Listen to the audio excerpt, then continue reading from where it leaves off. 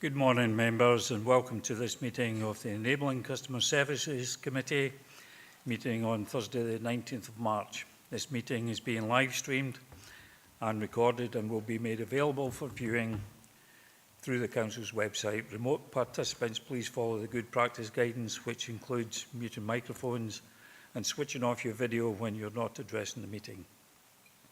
Write and speak in the Teams chat function when you want to contribute. If you're in the hall, you can do this on your iPhone or iPad.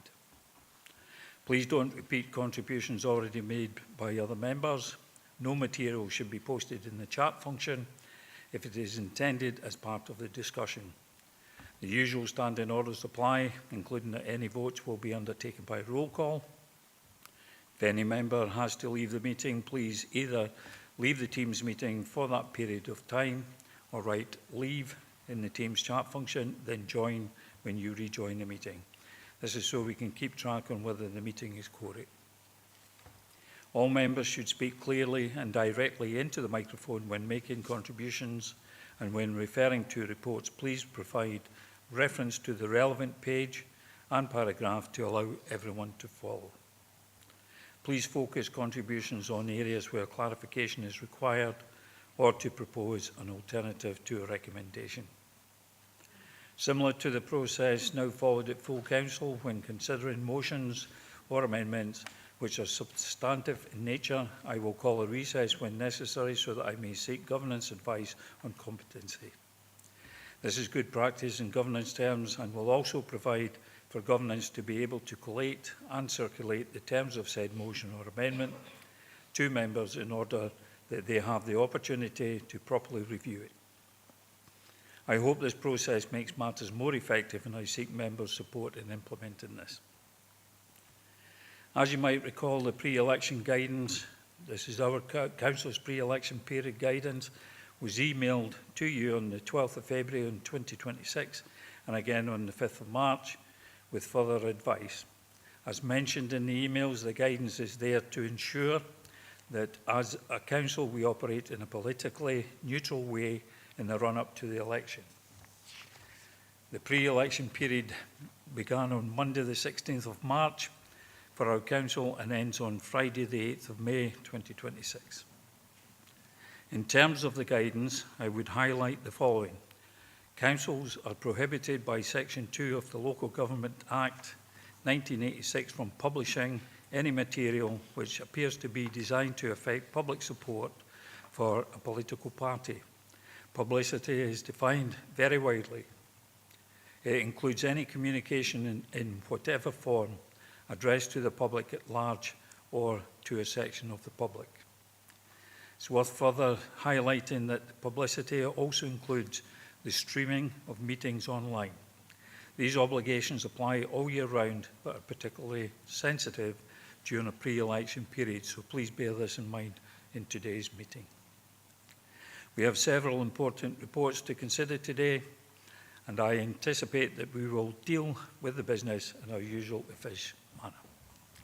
So if we move to agenda item 1, which is the sediment and apologies. Nick, can you provide the sediment and any apologies, please?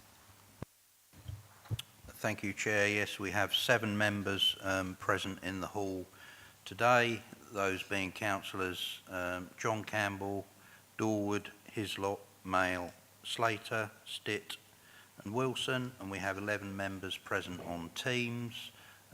We have no apologies, and yeah, that's the attendance, Chair.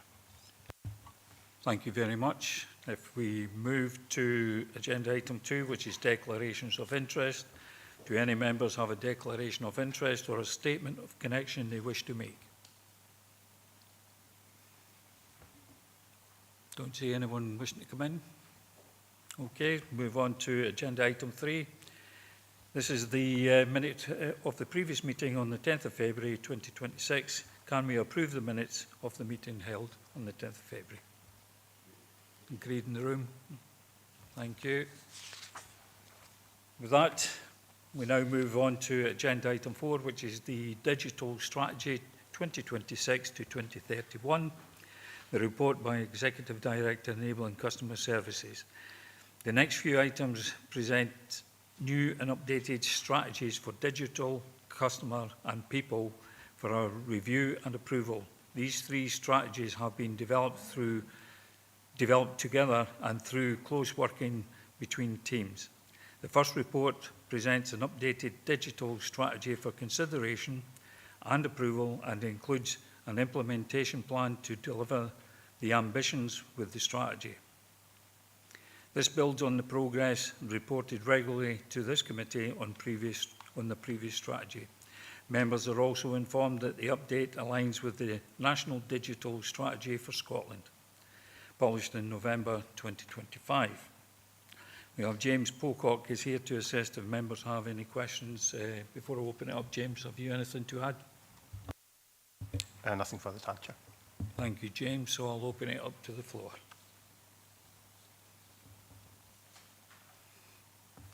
Councillor Hislop. Chair, a couple of points. Through the digital strategy, there's mention of resilience and efficiencies. Is there any figures put to that? And the other one is, I see a mention of AI, which usually brings about chatbots. And how are we going to be able to, over a period of time, maybe if the first attempt isn't 100%, communicate with the public, or how are the public going to communicate with us? Because sometimes when you use a chatbot, you put in what you think you want and they don't understand it. So how do we make sure we have access that way? Thank you, James. So in regards to the question about figures, as we go through the developing the delivery plan and the digital projects, and we build up the business cases, that'll help develop the figures and the savings that will flow through from there. But we also have the saving that was part of the budget, specifically relating to digital as well, which has a figure attached to it. So we'll be working towards that throughout the strategy as well. In regards to the chatbot and how do we get it right and kind of the multi-channels kind of piece, well, we will have multi-channels, so the chatbot shouldn't be our sole way for citizens or members of the public or the staff to interact with us. The customer strategy kind of alludes that we will have that multi-channel approach, so you'll still be able to phone us, you'll still be able to speak to us as well. So digital isn't an exclusive way that you'll be able to communicate with the council. Thank you. Any other questions? Councillor Dorward. Good morning, Chair. Thank you, Chair. Good morning, members. Thank you for the report. Get the synergy between all the reports, but this is the digital report, so I'll ask a question on that. And thank you for coming around and talking to us in our groups. That was really helpful. Really good when it's done properly, and it was done properly, so thanks for that opportunity. There's a question that I asked then, but I'll ask today as well. I think what you're doing is fantastic, like the progress and the fact that you're dealing with things internally. It's a massive task to get everybody digitised, so to speak. It's not as painful as it sounds, hopefully. But one of the things that I spoke about at the meeting last week was in terms of the Christie Commission, in terms of working together in public services and synergy that we get across public services working. And whilst this is really ambitious in terms of what we're doing as a council, the Christie Commission, I'll quote a little bit of it, it's not political, Chair, don't worry. Unless Scotland embraces a radical new collaborative culture throughout our public services, both budgets and provisions will buckle under the strain. That's part of what he said in 2011. And so from that I sort of spoke about, we're doing anything to look at how we talk to other digital, other services, so other partners, in terms of improving how we share data and how we share information. I know there's lots of GDPR issues around that, especially with the NHS. But in terms of improving digital strategies, is there something, maybe it's not on the plan, just I don't see it mentioned, and I think we're looking internally, and I get why we're doing that in the first instance, but are we looking, going forward, looking at maybe sharing some of these things with other stakeholders like the NHS? I know it's really hard in terms of confidentiality and patient notes and things, but is that something that we're thinking about? Thank you. Thank you. James. Yes, it's kind of the short answer. And within the strategies, we talk about how we can't deliver this alone. We need to deliver it in partnership and recognising that for some of our services, they are delivered in partnership with colleagues in the NHS. So we absolutely need to look at that. We absolutely need to be something that we develop with colleagues in social work and the health and social care partnership, and have that kind of built into our plan as we go forward. So there's nothing specific at this point in time, but there is activity ongoing that hopefully when we come back in 6 months' time, we'll be able to crystallise that for members, and you'll get visibility of what that is starting to look like. Thank you very much. Councillor Slater. Yes, thank you, Chair. Yes, James, digital strategy, but obviously, how are you going to deal with, like security and all this? Because obviously, the more people that's in it, also the fact is a lot of people are not in digital system yet. It might take years to come into place. How will that be dealt with the general public? And there was one other point. It's just security and dealing with the general public. And there was something else, James, but it's left my mind at the moment. It'll probably come back. Okay, thanks. It probably would be helpful if you give us a page number as well and what you reference, but I think you picked that up, James. Yeah.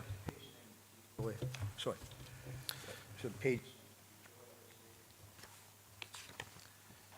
So within the strategy, we talk about how our digital services need to be secure by design. So security is kind of built in from the very outset of what we're looking to kind of deliver online.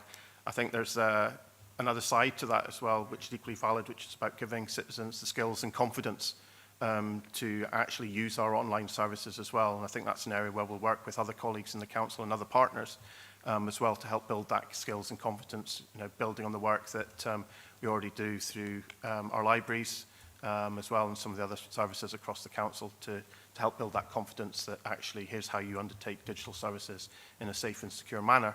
But also the other side of that is make sure the services we deliver are safe and secure by design at the very outset.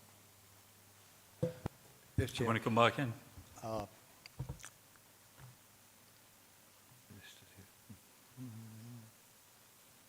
Oh, yes, sorry. AI, how are we going to deal with that, and how much will we use AI? Because that's obviously important. And if you use AI, will it save you time on the process that you're doing, or whatever you're doing? Will it actually be good to save time, or will it take more time? And how we basically deal with the whole thing is, because it's moving into that now, and how much will we use it? Thank you. Thank you, James. So again, within the strategy, we have an action about developing our approach to artificial intelligence within the council. Part of that includes developing the guidance for staff as well about when it's appropriate, when it's not appropriate, but also about building those business cases as well for the adoption of artificial intelligence and making sure that we're absolutely clear as to what the benefits are. We're not just using it just to use it. So is it about freeing up staff time to be able to concentrate on other activities? Is it about automating processes as well and being able to capture the savings of that? So that's all pieces of work that, again, we'll look to flesh out as we go through the delivery of the strategy. So we have done some work in that space just now, and it has evidenced time savings, but it's how we then start to build on that and realise those savings as well. So there's more work to be done in this area, and we're doing that in collaboration with colleagues in other local authorities through the Local Government Digital Office as well. Thank you very much. Thank you. Thanks very much. Yeah, it's in the appendix, the objectives, delivery enablers and success measures. So, thank you very much. Councillor Dorward. If you permit me to come back in, Chair. I missed a question. Sorry. Thanks. It's page 27, the Appendix 2, Digital Strategy. And it's looking at deliver enhanced customer experience, reinvigorate digital champions network. Basically to upskill staff to ensure the customer experience is better, I think. One of the things that I couldn't find in here, and it's a very parochial thing, it's about how do we upskill elected members? Because... I'm looking at you, Davy. I'm not looking at anybody. And we've got some great kit. We've got some really good kit that we get when we are elected. And I'll speak personally. I use my laptop frequently. I'm not as good at using my iPad. I think it could do so much more, especially as we're moving to digital and looking at things online as opposed to anything else. So is there something in there that, I know there's stuff online, but sometimes it's quite useful to have additional things there, that people who we can contact that can talk through a process in layperson's terms. Thank you. I'm the opposite. I use my iPad more than I use my laptop, and I'm sure there's probably things in there that could benefit me as well, but over to you, James. No, absolutely, and I think at the meeting we touched on this as well, which is when we introduced technology for elected members way back when. You know, it was done with an assumption in how you worked. I think we have a better understanding now of how technology is being used to support elected members, and I think, you know, we can take that away and discuss in a little bit more detail with colleagues in governance as well about, you know, the requirements, how we might deliver that and align that to other work that we're doing as well. So I absolutely agree. Thank you. Vlad, you want to come in? Yeah, just to add to that, so there's a piece of work at the moment in terms of obviously the paperless committees, and in particular an offer from governance in terms of trying to manoeuvre through that, and in particular the technology piece, and making sure that members have the right equipment and that they know how to use it, number two. And also we're starting the programme for developing the next set of inductions for the next full council, and that'll be one part of that particular induction process. So we've already identified that particularly moving forward. Thank you. Councillor Mail. Yeah, it's a little bit of a sugarly nail, Chair, but we've just seen the app come out for Fix My Streets. Now, we can work our way through it and make it work, but it would have been handy just to have a session on it, so when we're going to community councils and that, we know exactly what we're telling them and exactly how it works. But it's there now live, and that it's just been dumped on our iPads or computers and whatever, but there's not been a little session just to really bring everybody up to speed how it works. That's a fair point. James? Absolutely, and I'll pick that up with colleagues as well. I don't think it's gone. I appreciate the app has landed on devices. I don't think it's quite gone live yet, but I'll take that away and pick it up with colleagues who are leading on that piece of work. Feed that back. Thank you. And just to bring in Nick. Just for members' awareness, governance are running some drop-in sessions at the moment every Monday. The next couple of Mondays, I think we had our first one this week. 4 members, if they've got any queries in relation to using their iPads, particularly around the paperless side of things, so how to use the app and annotate, etc., etc. So that support's in place to help you in the transition towards paperless. Thank you. Yeah, I'm sure that's helpful for members. So any other points, questions? Don't see anyone online. Okay, we'll just move to the recommendations. So are members happy to agree 1 and 2, note 3 and agree 4? Thank you. We now move on to agenda item 5. This is the Customer Strategy 2026 to 2031 report by Executive Director Enabling Customer Services. This report presents members with a new customer strategy for consideration and approval, and an implementation plan to deliver this.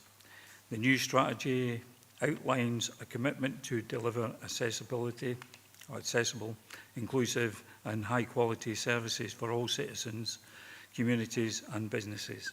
Ailsa Freeman is here to assist if members have any questions. Ailsa, have you anything to add? No, thank you, Chair. Okay, so I'll open it up to the floor. Councillor Stett. Thanks, Chair. It's page 33, Ailsa, 4.23. It's good to see that budget public consultation was good. But see the face-to-face and telephone access for personal things like, well, especially death, has there been a good uptake in face-to-face? Because I know there was problems at times, people find it quite stressed having to do deaths over the phone, so has there been quite a good uptake in face-to-face again? Ailsa? And thank you, Councillor Stitt. I don't have the figures with me at the moment, although I do know that the telephone appointment, the remote appointments, death appointments, have actually been very well received, and they sit around about the high 90% mark of an uptake. Although we do offer face-to-face appointments, that's something that we absolutely do in the registration service. It's not a, you can only have a telephone appointment. We do offer a face-to-face appointment, but we have found in our feedback is that it is actually that bereaved families are, they find it actually an efficient, not efficient is not the right word, but a nice way to do it. It's easier for them. They don't have to get themselves into an office. They can do it from their home or wherever, and we pick a time that suits them. So there has been a very high uptake on that. It's in the late 90s, and the feedback it's about 99%, but we do offer face-to-face if a customer would prefer that. That's fine, thanks, Ailsa. Thank you very much. Councillor Hislop? Chair, I'm going back a few years now, because from memory, we didn't have a setup like this, and we only had that one screen. There was a guy who came in and talked to us about call centres and how you should actually work things to make things better. And his story was about a bank where they had a call centre and had numerous contacts. It was so busy, great idea, we'll have another one. And then when it got to the third one, they found it was costing them a lot of money.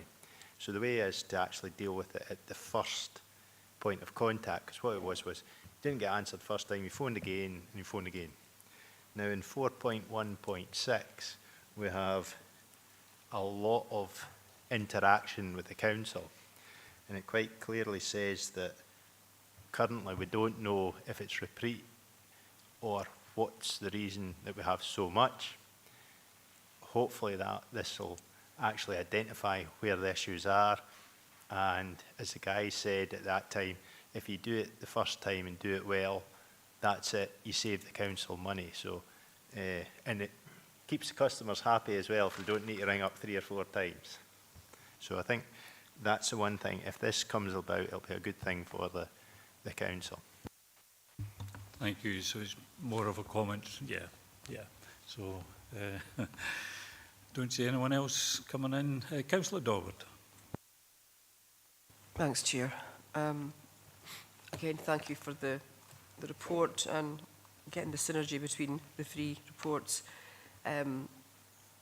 Just as an example, page 39, Appendix 1, what you've got down there is fostering a customer-first mindset across all teams and services, which is great. I think that's admirable and it's achievable.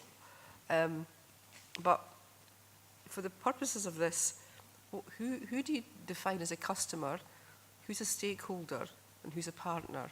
Or are we all customers? Thank you. Fair comment. Ailsa? Yeah, thank you, Councillor Dorward, for the challenging question, which I think we've all been wrestling with for quite some time. As we see our customers, each service has a different way of defining that customer, and I think that's an important thing to recognise, that we shouldn't be trying to pigeonhole, you know, if it's a service user or if it's a client or if it's a stakeholder, then we have to, it's about consistency of service delivery and standards, rather than labelling who we're having that interaction with into you know, a customer. But yeah, in the general would be everybody that comes into contact with the council in one way or another is a customer. How they're identified by each individual service, we have to take that into consideration, particularly when we're designing real business processes, communication, and how we talk to our customers. And I say customers, it's how each service speaks to their individual customers, and the language that they're used and the terminology that they expect, whilst at the same time making sure it's in plain English, not having all the jargon. But yeah, each service has its own customer per se. Yes, come back in. I think that's the challenge, isn't it? I think that's the cultural challenge, and I wasn't trying to be mischievous or catch it out. I think for me, everybody's a customer, depending on what day it is, what you're doing. So there'll be departments, somebody's, internally, this is just my own personal perspective, but you're nodding your head, so that's good, that, a department can be, an individual member of staff can be a customer of a department. So staff are customers. We're customers as elected members, depending on what we're doing. Stakeholders outside, like the NHS, I use them, but our third sector are customers. So what's refreshing about this is the word customer defines a lot of different interactions, but it's a focused approach on that person at that time when they're asking that question, which is really useful. Thank you. Thank you very much. Any other questions, comments? Nobody in the room? Nobody online? With that, we'll just move to the recommendations. So are members happy to agree 1 and 2, note 3 and agree 4? Agreed in the room. Thank you very much, members. Now move on to agenda item 6, People Strategy 2026 to 2031. This report presents an updated people strategy and implementation plan. This builds on the progress made on the current strategy and delivery reported through this committee. The focus focuses on employee well-being, development and engagement. So I've got James McDowell is here to assist if members have any questions. James, anything to add to the report? Nothing to add, Chair. Thank you. Okay, so I'll open it up to the floor. Councillor Hislop, followed by Councillor Stitt. Chair, it's on the workforce planning. In the good old, bad old days, as they say, there used to be maybe more flexibility for workforce planning, whereby you could train people up, and if there wasn't an opportunity in D&G, they could move to South Lanarkshire, etc. And if they did, there was somebody there in the background who could cover. Now we're running with lean staff numbers. And when we're doing workforce planning, we're putting people in, and if they do move on, then it causes a sort of gap. How do you see the ability to cover that gap? I'll give you an example. In dairy farming, Davy retires. So his farmer goes out and says, I need a dairyman. And then the following week, you get another application, advert in the paper for another farm because the dairyman's moved from one place. How do we make sure that across, it's maybe not a D&G answer, it's maybe a Scotland answer, that there is sufficient staff in the system to cover everybody? It's maybe not possible now because of financial constraints, but if you have that wee bit of leeway, it would be easier so that somebody could step up rather than causing stress to what is a finite number of staff we have just now. Thank you. So as we get leaner, how do we cover? Absolutely happy to answer that through yourself, Chair. I've written down three things here, Councillor Hislop, just to hopefully answer some of your questions there. You're right, the workforce planning is exceptionally important. You know, we call them people plans, but it's about the service trying to forecast the future. You know, what is the future challenges, future workforce, future roles. You know, so have a bit of thinking time around about that. What would that look like? From that, succession planning is very much a part of that. You know, so if there are gaps coming, you know, looking at the age profile, you know, the service or the team, you know, what does that entail? You know, we're not getting any younger, let's be honest, so what does that entail? And start to put in a plan about succession planning. From there, that's where the Grow Your Own models come in that we're currently looking at. You know, that scheme, what does that look like? Tapping into our training organisations locally and nationally with regards to getting funded training for our staff, our colleagues. So again, it's about growing our own in the job. You know, in that job, training is absolutely the way forward to get that gap filled as we move forward. Another aspect, I think, which is the national aspect of it, you know, and I think it's looking at those shared services. You know, we have within the budget there, it's something we're starting to develop and look at. We've reached out to a few different local authorities, surround us, just to try and get some intelligence, build some relationships, look at what we can start to share, them sharing with us and us sharing with them, because I think it's the approach that needs to happen right across the board. So hopefully that answers your questions. Thank you very much. Councillor Stitt. Thanks, Chair. It's on page 63, probably follow up with that, about flexible working, James. 5,070 colleagues, that's a large percentage of our staff. Does the flexible working cover all departments in the council, or is it just certain departments? James. Through yourself, Chair. So yeah, obviously the council offers flexible working, as you said there, and it's obviously a good benefit for the organisation to have that. And it's something that's offered service by service, so it's operationally, it's how you look at that and how that can be accommodated. So, every team's different, so again, it would need to be looked at on that basis. How does that, some people take Mondays, some people take Fridays, Wednesdays, but as a team, you'll need to work through that operationally to make that fit the service and the team. So again, it's something that can be requested. But again, it's the line manager and the team that look at that operationally, how that would affect, the team going forward. But it is a positive, but understanding the work pressures that go along with that. That's fine, thanks. Okay, don't see anyone else. Oh, Councillor Dorward. Thanks, Chair. Thanks for the report again. And, as I say, the synergy between all three of them will hopefully make it easier to roll everything out. But Appendix 1, page 59, there's a statement there which I think is quite good. In the first paragraph, it says, where is it? I can find it. Yeah, its approach ensures organisational change is not simply an ambition, but a people-centred experience. So, how do you take that off the page and make it real?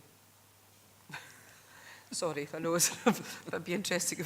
What's your strategy? I know you've got the implementation plan there, but if you can contextualise that, thank you.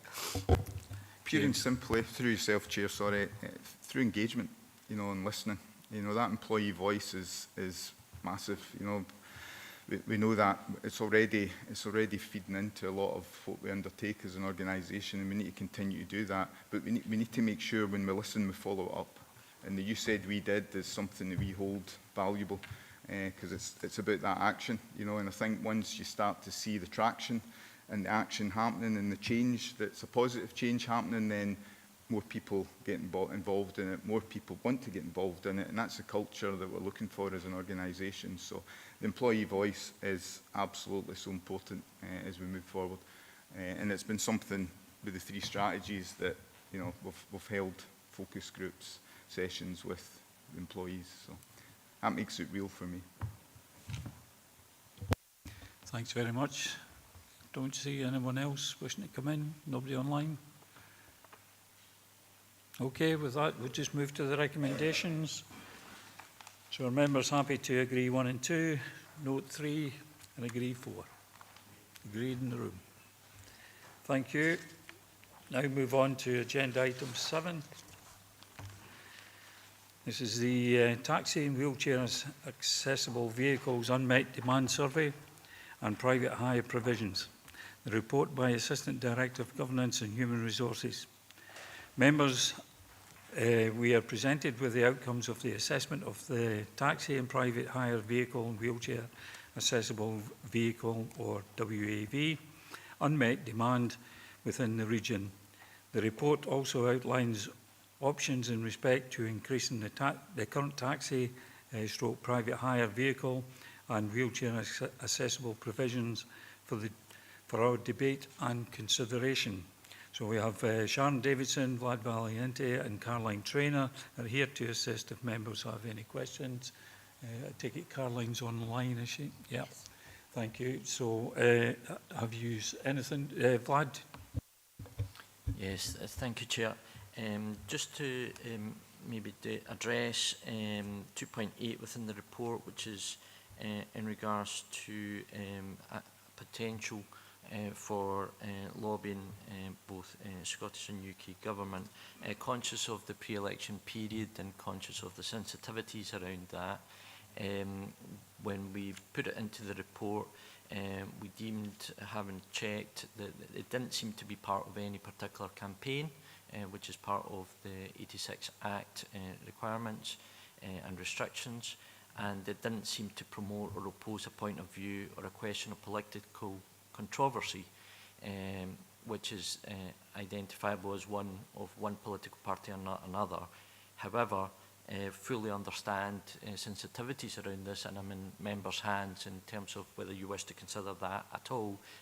There's no issue if members don't want to consider it, the recommendations to consider, and if it's deemed to be political, then I've got no issue with that at all. It was just purely there to give an option.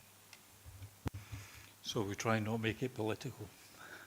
Okay, so with that in mind, members, I'll open it up to the floor. Councillor Hislop. Chair, it's with regard to wheelchair access vehicles. It seems to be a case of, if we legislate to put them in, i.e. every new taxi that comes on has to be one, people might not take up those plates. Is there any way, I did read through it, but it seemed to be one or the other. Can we put maybe 5 additional plates in, say, the green zone, which would be wheelchair accessible vehicles, to allow them maybe to see if we can create a demand? Because I think it'll be a case of chicken and egg just now. There's no demand because there's no taxis, but if there was taxis, there might be a demand there. I think there is a demand for it, but because there's none, people aren't being used. And is there some way maybe we start small and then work our way out through? Because if you then identify that there is a demand, people elsewhere will actually look to come on board. And I think the other thing is, these taxis are more expensive to maintain. Is that because of hydraulics and stuff if it's a car? And is there, if you had a ramp rather than a hydraulic system where manual ramp, would that be cheaper? And therefore, is there other vehicles out there that we need to look at, and designs of vehicles that would enable people actually to be able to buy or purchase a taxi that allows them to cover the problem at lesser cost? Thanks very much. So maybe sort of a trial sort of thing, with maybe 3 taxis or 3 extra license plates, and also the expenditure on the wheelchair accessible vehicle. Thank you, Chair, and thanks, Councillor Hislop. Yeah, I mean, it has been identified that there is unmet demand for both taxis and wheelchair accessible vehicles, and I think the number within the Dumfries trading zone that has been identified in respect of wheelchair accessible vehicles specifically was actually 7, but that obviously just takes into account the trading zone. So, I mean, it's a decision for members if they want to increase that cap, by how much, and, you know, you absolutely can specify that any additional vehicles should be wheelchair accessible. So yeah, that's certainly an option available. In respect of the actual specification of wheelchair accessible vehicles, we're not explicit in whether or not it has to have a ramp or whether it can be a manual ramp rather than an actual mechanical lift, if you like. So that option is already available to operators to certainly look into. I think probably the fact that the vehicles do tend to be more expensive is more down to their size and the type of vehicle that they're purchasing. But certainly we do have that. Although we have a minimum number of wheelchair accessible vehicles at the moment, some of them do have manual type ramps rather than actual mechanical lifts, so it is an option. Yeah. I think there's only 3 at the moment. Yeah. Has that been helpful, Councillor Hislop? Yeah. Councillor Slater. Yes, thank you, Chair. Yes, the problem is obviously the cost of the vehicle, and also not just the cost, it's the time the driver has to take between each person they're taking. because they have to work the equipment, they have to get the chair in, things like that. So that is obviously a major problem to anybody who wants to start up in that particular line of business. Is basically the cost and the time factor is longer to take his patients or his people from one area to another. Thank you. Thank you. It's more of a comment. Yep. Thank you very much. Councillor Stetton and Councillor Wilson. Thanks very much, Chair. I'd like to thank Sharon and your team for this report. I think it's absolutely brilliant. I think following up what Councillor Hislop said, the only way I could see, I know I spoke to Vlad and Sharon, I know one taxi operator said it'd be too dear to, actually he's got many buses and it'd be too, he'd have to put ramps in. But I only think the other day that when you see the big black cabs in Glasgow, the side entrance doors, if they would be the ideal for this area, it would be easier for access for wheelchairs, but there again, you're talking a lot of money, so I just don't know how really we're going to solve the problem, to be honest. But once again, thanks for the report, Sharon, it's absolutely brilliant. Yeah, thank you. And I suppose that takes us back to 2.8, which is assistance and support, which is basically the crux of the matter when it comes to wheelchair accessible vehicles. Councillor Wilson. Thank you, Chair. I'm just going to copy Councillor Stetton thanking Sharon for this report, because I know it's been a massive piece of work.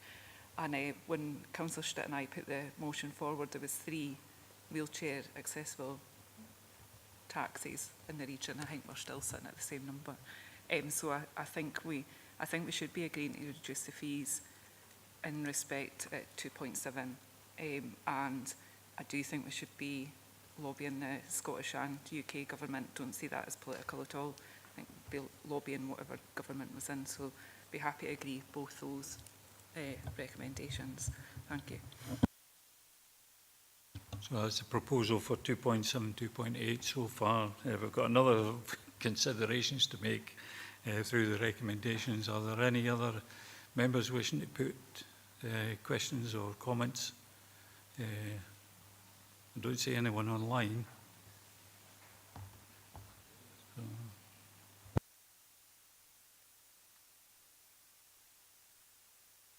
I'll bring Vlad in while members are thinking of questions or comments. Vlad?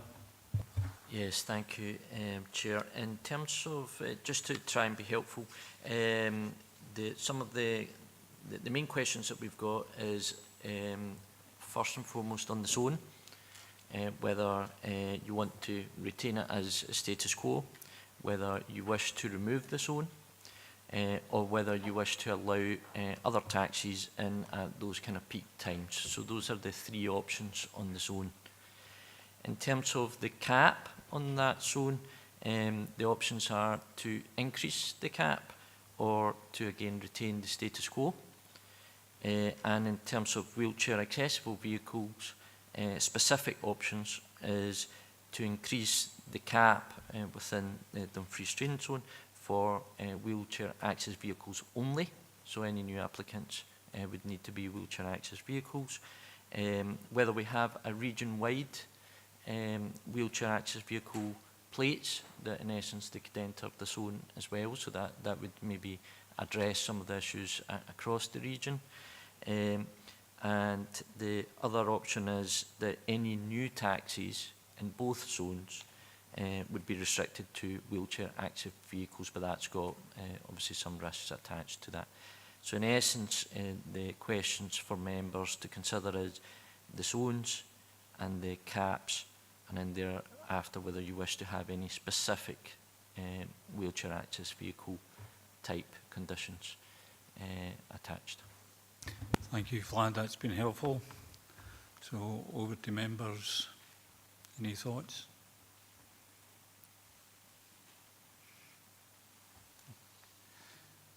Councillor Hislop. Chair, the zone's been in for a while and it seems to have worked relatively well. So I think we should possibly maintain the Dumfries Borough zone. But I do think we should lift the number, was it 7 that we were missing? I think for the wheelchair access vehicles, and lift it by 7 to allow new people into the business but with a restriction of wheelchair access vehicles. Would that be for all 7? I think so, because that's what we need, and we have to work towards achieving what we need for the region, or else we're failing our people who require wheelchair access vehicles. How you do it in other zones, because you could have 10 new taxis apply for Castle Douglas and none for Stranraer. I don't know how to do that one, but I think the smaller zone would be easier to do to start with. Yeah. How difficult would it be on the other zones, Sharon or Vlad? Sharon? Yeah, I mean, there's no doubt that it's a bit of a challenge at the moment because there's no restriction on the number of taxis out with the Dumfries trading zone, so it's open for any operator at the moment to operate a WAV as a taxi. There's very few incentives, unfortunately, but hopefully by reducing the fees, but, you know, that's a little bit of an incentive for them, and obviously if we can lobby the government in respect of some sort of funding, then that would obviously assist as well. There has been funding available, but it has been kind of conditional on your turnover each year, so that hasn't been taken up by any of the operators, unfortunately. So yeah, there's no doubt it is a challenge, but we will do everything that we can to assist and incentivise where possible. Thank you. So far I've heard keep the 2 zones and increase the Dumfries zone by 7. Councillor Hislop. Would it be possible to further incentivise WAVs by covering the cost of the reduction in an increased cost in the licences for non-wheelchair accessible vehicles, or would that need to go out to consultation before we implemented it? Sharon? I think that would probably be subject to a separate report back to yourselves in respect of any kind of increase in fees as well. I'd maybe just, in respect of the other, out with the Dumfries trading zone, if you like, within the option 3 to do with wheelchair accessible vehicles, there obviously is an option there almost to introduce a brand new zone, if you like, which is a region-wide zone specifically for WAVs, which again is an incentive because it would allow them to operate as a taxi anywhere throughout Dumfries and Galloway, which at the moment nobody has. So that would, you know, that would be open to just wheelchair accessible vehicle operators. A further option. Okay. Anyone else? Councillor Stitt. I'm quite happy Councillor Hislop's putting that for it as a motion. I'm quite happy to second that. Okay. Anyone else? No, don't see anyone online. Councillor Hislop. Just getting back to the WAV one, if it was to be region-wide, would that be a different colour plate again? So maybe a blue plate or something. That might be an option as well, if we could consider that, so that somebody who's at Castle Douglas can actually drive somebody to Dumfries, and if they got a fare in Dumfries off the street, they could pick them up. I don't see any problem with that. So a blue zone that can cover both areas, Dumfries as well as the rest of the region? Yeah, that's correct. It would be a distinct plate, completely different colour. We would have to look at the conditions for that, but that would be just a process that we would go through. I mean, obviously they did, as part of the survey, it was identified that there is unmet demand of taxis within the Dumfries trading zone as well. So I suppose if you increase the cap by the 7 and make them wheelchair accessible vehicles, although you're improving potentially the provision of wheelchair accessible vehicles, it perhaps doesn't quite address fully the lack of taxi demand there as well. So, but yeah, absolutely, it would be almost like a brand new zoned licence with a completely distinctive plate. Yeah, I see Councillor Stitt nodding as well. So, so a new zone, a blue zone, and increase the cap from 70 to 77, and those extra 7 taxis will be in a zone of their own that they could go right across the region. It's not just Dumfries then. Is that correct? I think that. Vlad? Sorry, just to clarify. So if we set up the regional one, which is for wheelchair accessible vehicle plates only, are you still wanting the cap in the zone for an extra 7 for wheelchair accessible vehicles only? That's it's doable. We can have both. Or you can just make wheelchair accessible vehicle regional ones available without any cap on those.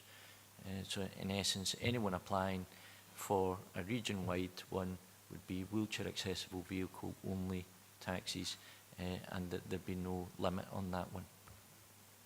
Just before I bring you in, Councillor Heslop, I see Councillor Thompson, first time speaker, you want to come in? Thanks, Chair. Yeah, so very supportive of the region-wide zone because I think it's not a demand. I mean, there's a demand issue, but the problem we have is the supply issue. So I think if there's any sort of incentive or benefit to having wheelchair accessible vehicles in a region-wide zone, then I think that's it seems sensible given the feedback from the surveys, etc. So, but in terms of the Dumfries one, I'm sort of open-minded about that. I think the cap should be increased, but if as Vlad's just said, if we have the increase in the region-wide zone, do members still think we should sort of specify that in both areas? Open-minded personally, but I think the region-wide one's certainly a good move. Thank you. Thank you. Councillor Hislop.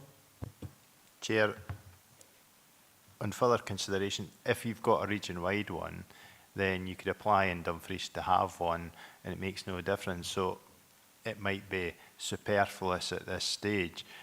So maybe just to have the region-wide one, but I take it there'll be a waiting list for Dumfries, so they can be advised that there is opportunities to operate in the town borough area, but they need to have a blue taxi, so that would achieve the same end result, hopefully. So are we agreeing that the cap of 70 remains and just have this extra region-wide blue zone? I'm looking at members, so yeah, I'm getting nods from Councillor Stitt, so I've got a thumbs up from, is it Malcolm Johnson? So, right.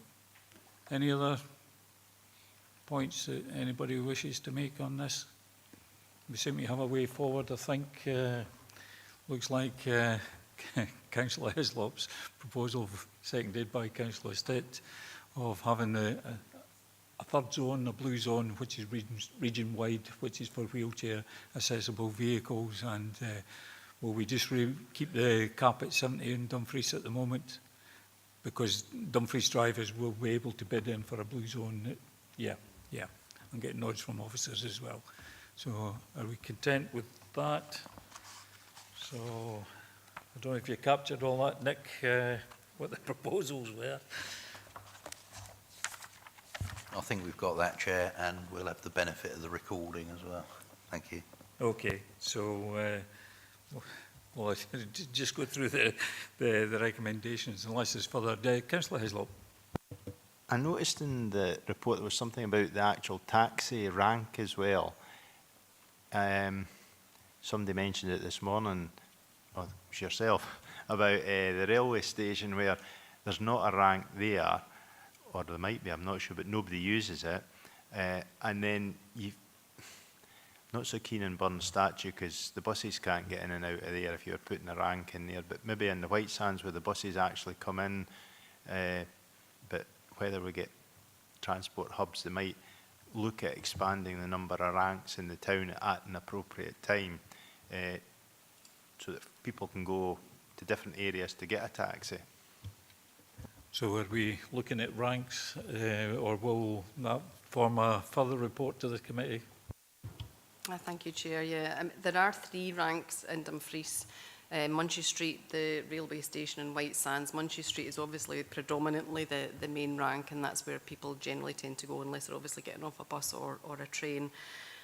We did note comments from the taxi trade about Burn Statue because obviously nighttime economy, that's quite a busy area. A lot of people kind of come out of local pubs and clubs and congregate around that area. So it is something that we have started to look into, and I would be more than happy to bring a report back to members if they felt that that would be something that they would wish to consider. But it is that the traffic regulation order in respect of the Burn Statue area has been looked at, and it is an option that could be available.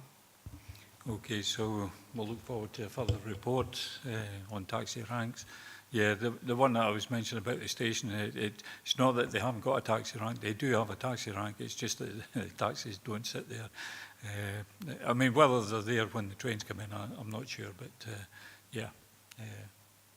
Yep, okay, so if members are content with that, so will we go through them one by one, if it's helpful? Okay, so 2.1 is to consider the key issues and recommendations identified through the unmet demand survey detailed in paragraphs 4.1, 4.2, which we have done. Consider the options presented in the report at Appendix 1, summarised in paragraphs 4.20, and agree which options to take forward. And I think we've got a note of those options. Yeah. Consider the summary responses made during the stakeholder engagement which took place between 24th of November 2025 and 15th December 2025, detailed in Appendix 2. Consider whether to retain the Dumfries trading zone and therefore the other zone, which is the rest of the region, which I think we just agreed that we would continue as that. If the current zones are to be retained, consider whether to keep the cap, remove it, or increase it. Well, we decided that we would keep it, is my understanding. 6 is to consider whether to restrict any new taxi operator licence to be in respect of wheelchair accessible vehicles, only taking into account the risk detailed in option 3 of Appendix 1. We did decide that it would be wheelchair operator on a new zone, a blue zone. Yep, getting nods around the room. 7 is to agree reduced fees in respect of wheelchair accessible vehicles being £230 for a new licence or a renewal of licence, and £65 for substitution of a vehicle. I think we touched on that. Yeah, we've got a note of that as well. Okay, thank you. And 8 was consider whether to lobby the Scottish Government and UK Government regarding financial assistance. I think the agreement was that, you know, if it's wheelchair accessible vehicles, they're very expensive and we would try and seek external funding. Yep, nods in the room. And 9 is depending on which options agreed to delegate to the Assistant Director of Governance and Human Resources to progress this. So I'm looking at Vlad. Vlad? Yes, thank you, Chair. Just to provide some further clarity, that we'll bring another report back in terms of an update report for members in terms of that progression, because there'll be conditions and things attached, and obviously the implementation dates within that. So we'll bring another paper back to fulfil the actions. That's helpful, and look forward to the further report. Okay, members, with that, we now move on to agenda item 8. This is the Civic Government Scotland Act 1982, brackets 1982 Act, Section 17, 18 and 18A, taxi licensing, review of taxi fares and other relevant charges, report by Assistant Director of Governance and Human Resources. The Council has a legal duty to review its current taxi fares and other relevant charges every 18 months, the maximum fare structure. This report provides us with information and options in adopting a new structure of charges in line with statutory review requirements. That Sharon Davidson, Vlad Valiente and Caroline Traynor are here to assist. Members have any questions? Have you anything to add to the report? No? Okay. I'll just open it up to the floor.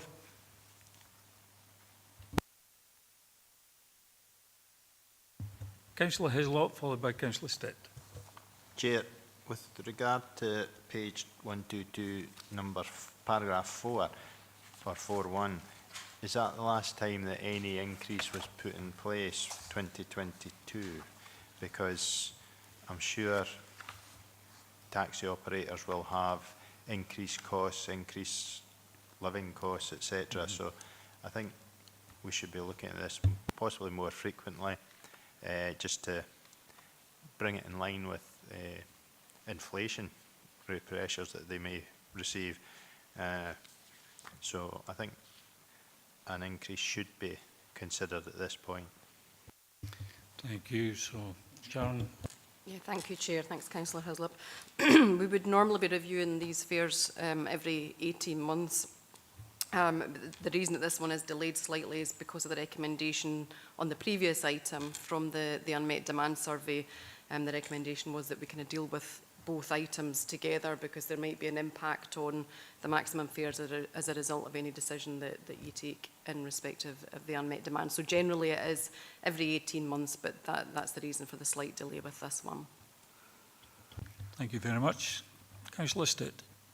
Thanks, Chair. It's page 123, 4.5, about the options 1 and 2. I'd like, we had a wee discussion this morning, I'd like to put in option 3 is do both under option 3. Charges option 1 and option 2 combined in option 3.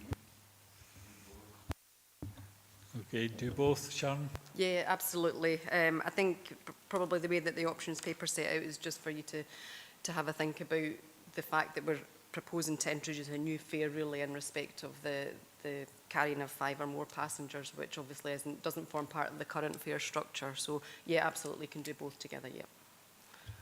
Thank you. Councillor Ferguson. Thanks very much, Chair. Just a daft laddie question. Is there scope in the legislation to allow us to have just to have an annual increase? You know, there's a report, I think it usually comes to full council, about the increase in charges over a period, and that's upgraded every year using inflation as the marker or an agreed percentage. Is there any scope in this legislation to allow us to do that, or are we stuck with the legislation that they come back every year and actually to go through this process? Thank you. Thanks, Councillor Ferguson. Sharon? Yeah, thank you. Thanks, Councillor Ferguson. So the 18-month is I recommended it's almost like a maximum, but you can review the fares more often than that.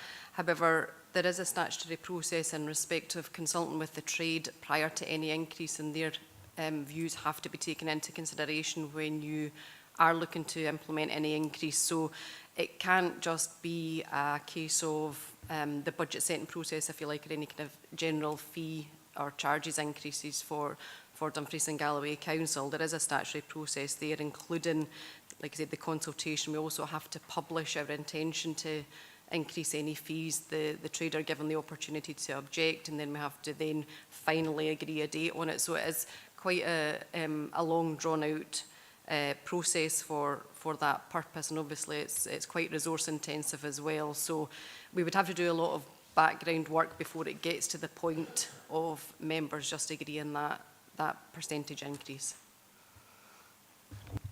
Has that been helpful, Councillor Ferguson?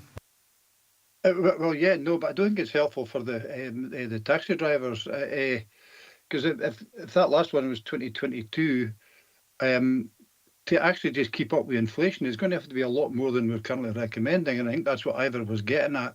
And I'm looking for a mechanism that actually allows us to increase it on an annual basis using the indicators, the inflation indicators. But obviously, I'll be guided by officers if it's no legally able to do that.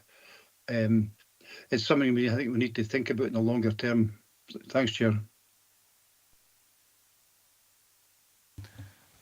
So I think Sharon had already mentioned it is possible, but labour intensive or resource intensive. I mean, unless we bring it back every 12 months, I don't know. I'm open to, but I'll bring in Vlad. Yeah, just to clarify, Chair, we wouldn't be able to set a reoccurring one as of today, so that we couldn't do that in law because of what we've relayed there in terms of the process. And therefore, what is set in statute is that we must do it within 18 months. We are happy to consider doing it more regularly. However, there are resource implications to that. So again, we would need to fully consider the impacts of that moving forward. And therefore, what we suggest is that we continue to do it every 18 months, and members can have full decision making around what percentage that should be potentially changed at that point. If members want to do it more regularly, then again we'll happily consider that and the implications and bring back a paper as to how we would trigger that moving forward. So that would be a report coming back to committee then on that basis. Councillor Ferguson, don't know if you want to come back in on that. Yeah, I think Vlad's explanation there actually it sounds good to me, and I think I'm happy to go with what Vlad just suggested there and bring a paper back because, well, it's interesting because this is existing taxi fares and other relevant charges. Now, I'm assuming that's only charges to the customer. So, but the actual taxi license fees and stuff like that, I'm happy to go with what Vlad just said there and look at it and bring something back so we can look at it in detail with some evidence in front of us. Thank you. Thank you. So we could take that as an action then. Yeah, okay. Councillor Stitt mentioned option 2 and option 1 and option 2 together, or both. Can we take those? First time, David Slater, Councillor Slater. Thank you, Chair. Due to fuel price volatility in the market at the moment, and fuel litre diesel is now at least 160 in this area, and petrol is at least 140, and it's probably possibly going to rise. So would it be possible to increase the cost, the pricing for the taxi drivers, and then when fuel prices come down, could it then be brought down to a slightly lower level? Is that too difficult to do? Thank you. I don't think we should be doing it as sort of like a yo-yo sort of fees. No, it wouldn't be appropriate. But I mean, we can consider the percentage of increase on page 131. There are a number of increases that we can set today. So if members are content of... would you want to come in, Vlad? Yeah, just to be helpful again, because I know there's a lot of options in front of members, Chair. So in terms of, we can certainly do the 2 options, but we still require members to decide upon the mileage. You'll see under page 131 of your papers, in terms of Appendix 3, which percentage increase you wish to have. And then whether you wish to increase the unsociable hours and the other charges, and similarly for the new fare in respect of those carrying 5 or more, which is in option 2. Again, just a decision on how much that should be, and it's kind of set out the options within that second part. But recognise there's a lot of detail. But in essence, if members are wanting to increase, the question is how much are you wanting to increase them by? So mileage options, you got 1, 3, 5, 10, 12.5 and 15%. Open to members. Councillor Stitt. I'll go for 10% because, to be honest, when you see the odd pennies, you're not going to, the taxi driver will be charging you around £1 anyway, so I think so, but I'll be on for 10%. Present day. Okay. Councillor Slater. I think I would agree with that 10%. Thank you. Any alternative to 10%? Don't see anyone. Is that a legacy hand, Councillor Slater? So, yeah. And the other thing was the unsocial hours, open to members again. So the current fare is a premium of £1 per hire. May be charged for all hirings commenced between midnight and 0600 hours. So did we have a percentage on that, Sharon? No, we didn't. That's really just in members' hands how much they would wish to increase it by. If anything, there wasn't a clear indication from the trade as to how much they felt it should be increased. I think the views were very varied between all the responses. So from a benchmarking point of view, there was no clear kind of indication. I think there was quite a wide variety between different local authorities, so it's really open to members, this one. Okay, so open to members. Are we content just to leave it as £1? Yeah. I think seeing we put it up 10%, I think maybe put it up to £2 for a premium payment. Because anybody that's after midnight must have plenty of money anyway, so. Well, they maybe have spent it all. Depending on where they go. So, yeah. Councillor Slater. I think I would agree with Councillor Stitt there. Thank you. So there's been a suggestion of £2 for unsociable hours. Yeah.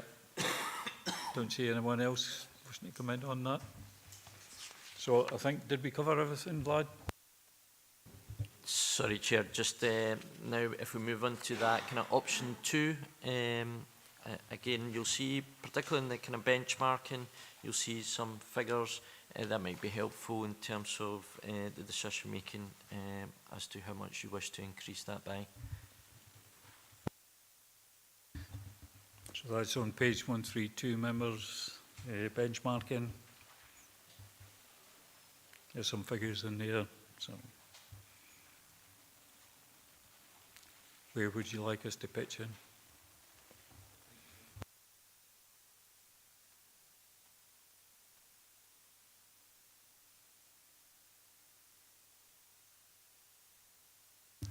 I don't think members like making that decision. Vlad, do you want to come back in? Yeah, again, if it's helpful, you'll see from the benchmarking that we carried out, or this kind of straw poll, you'll see that there are 3 local authorities that have total tariff plus 50%, which might be something that we can consider in terms of decision making, or you can have more specific ones as per the other local authorities there. So there's 3 local authorities with total tariff plus 50%. I'm looking at members. Councillor Stitt.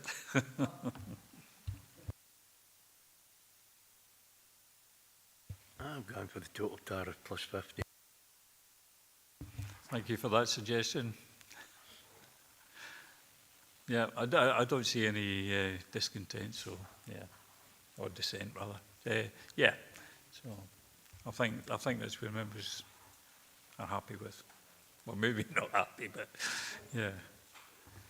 Okay, so if there's no further debate on that, we'll just go to the recommendations. So